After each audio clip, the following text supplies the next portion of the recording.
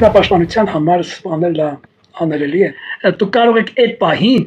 ես ասում եմ, ով կանչի Հիսուսին, կփրկվի։ Այդ պահին, չգիտեմ ինչքանով ձեր հավատքը կբավարարի, բայց այդ պահին Տեր փրկիր, Տեր Հիսուս փրկիր։ Ու Տեր Հիսուս այն պահին կփրկի քեզ։ Ու դու մարդ չես ստանի։ Ոչ մի քեզ կստանի։ Դրա համար Աստծո մեջ եղեք, աղոթքի մեջ եղեք եւ նման բաներից դուք ձեր փածատվեք։ Եվ Աստծո պաշտպանի, Աստծո պաշտպանի այդ վահանը դες կպահի։ Ու մի հատ Հիսուսյանը տակ, Հիսուսյանը վրա մի հատ ատրճանը կթավակի։ Հիսուսյանը վարկելում եմ քեզ, ատրճանը կլռի։ Մարդը կպապանձվի քո առջև։ Լծունքի կգա եւ ներողություն կխնդրի։ Հազոր է Հիսուսյանունը։ Ոնց օթի մեջ չի քրիստոնեություն, Հիսուսը նեց դեվական չի պաշտում իրականությունն է։ Լամի ատրճանը կայ կամեկը վնաս Հիսուսյանը պապանձվի։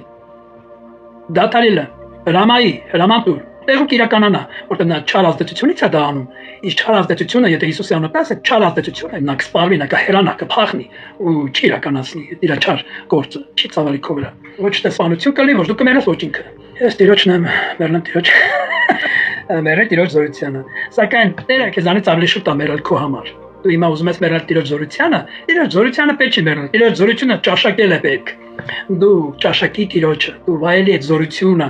ասա ոչ թե մեռնել այդ զորությանը ոչ մի բան, այլ վայելես Տիրոջ զորությունը, այդ իմ Տիրը։